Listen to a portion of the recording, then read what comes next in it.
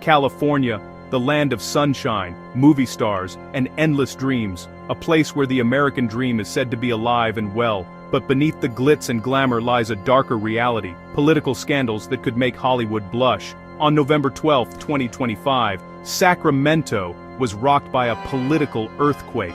Dana Williamson, former chief of staff to Governor Gavin Newsom, was indicted on 23 federal counts. This wasn't just a minor slip-up, this was alleged high-stakes corruption. The charges? Conspiracy, bank and wire fraud, obstruction of justice, and lying to federal agents. The list goes on, painting a grim picture of political malfeasance.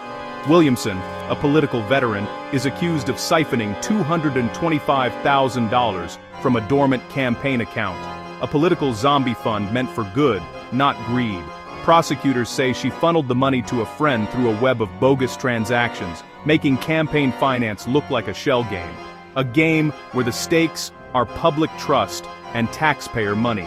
This isn't just about one person, it's a blow to the system, raising questions about the integrity of those closest to power. How deep does the corruption go? When the governor's right hand is accused of betrayal, it shakes public trust to its core. People start to wonder who they can really trust. It's the kind of scandal that confirms every cynical suspicion about politics, the kind that makes headlines and fuels late-night talk show monologues. And as we'll see, this is just the tip of a much larger iceberg. An iceberg that threatens to sink the ship of state. Buckle up, this ride is just getting started. The twists and turns ahead will leave you questioning everything you thought you knew about California politics. To follow this scandal, you need to know the players. Dana Williamson, once a powerhouse consultant, now the face of a federal corruption probe. Her arrest sent shockwaves through California's political elite. Then there's Governor Gavin Newsom, unimplicated, but his administration is now under a cloud. Newsom's team quickly distanced itself, but the damage to his image is done.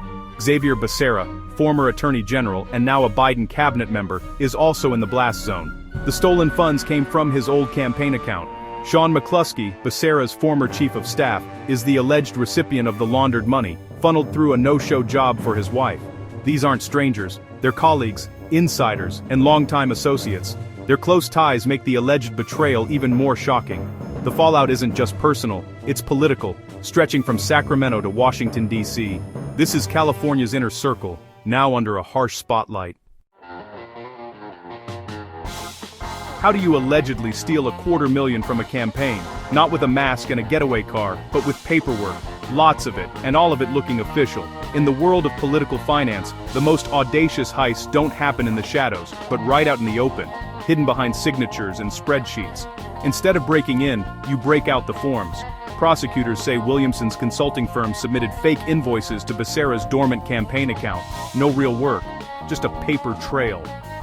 These weren't just sloppy mistakes. They were carefully crafted documents, designed to blend in with the daily churn of campaign business. The campaign, trusting the paperwork, cut checks as if everything was above board. The money landed in Williamson's control, all under the guise of legitimate expenses. No alarms, no red flags, just business as usual, or so it seemed. But the scheme didn't stop there. The funds were then paid out to McCluskey's wife for a job she never did. A classic no-show gig, the kind that's nearly impossible to spot unless you know exactly where to look. On paper, it looked like business as usual. In reality, it was a laundering operation. Money moved from one trusted hand to another, each step adding a layer of separation from the original source. Each transaction was another brick in the wall, making the money trail harder to follow. Every signature, every invoice, every check was a calculated move to keep the scheme hidden. This wasn't a one-off, it was a methodical siphoning over months. The process was slow, deliberate, and designed to avoid suspicion.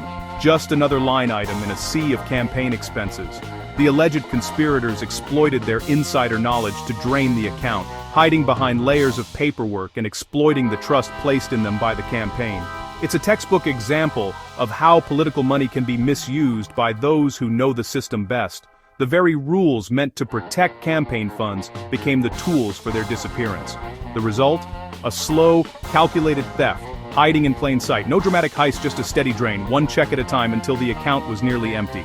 The feds say it's not just fraud, it's a masterclass in abusing trust, a lesson in how easy it can be to exploit the system when you're the one holding the keys.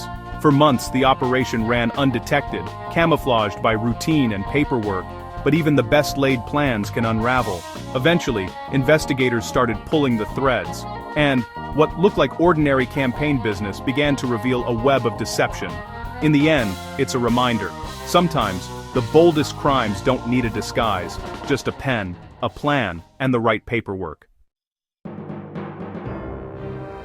This wasn't a one-night heist, it was a years-long operation, carefully orchestrated behind closed doors and under the cover of routine government business. The story that unfolded was not a sudden burst of criminal activity, but a slow, deliberate unraveling of trust and ethics. It began in April 2022, with Williamson allegedly billing Becerra's campaign for phantom work, services that existed only on paper, never in reality. The paperwork looked legitimate, but beneath the surface, the foundation was already cracking. Money flowed from the campaign to her firm, then to McCluskey's wife. Each transaction was disguised as a routine payment, but the funds were being funneled through a web of accounts, making the trail harder to follow for anyone not looking closely.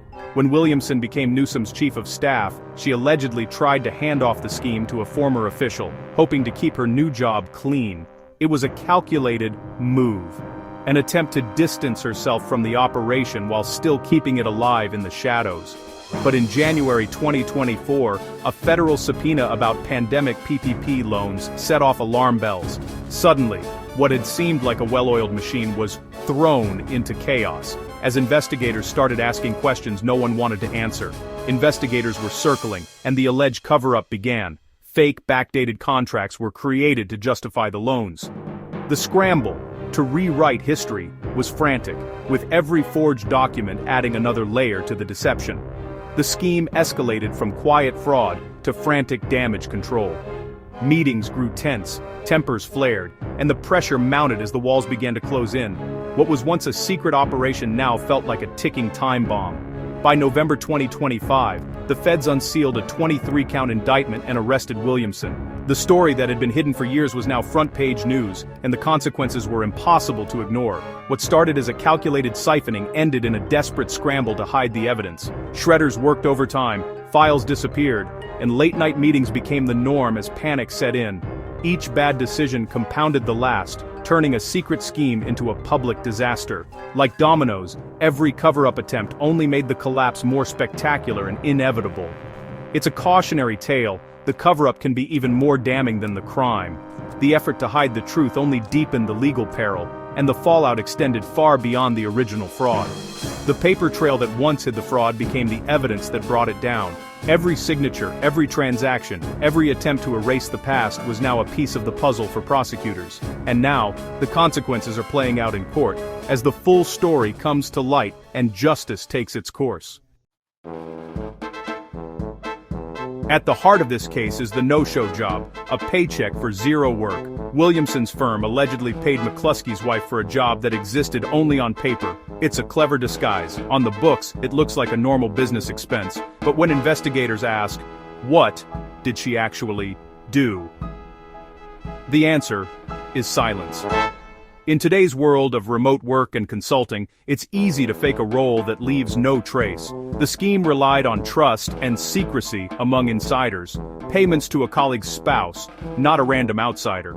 It's a fraud that hides in the gray areas of modern business, but when the truth comes out, the consequences are real and severe.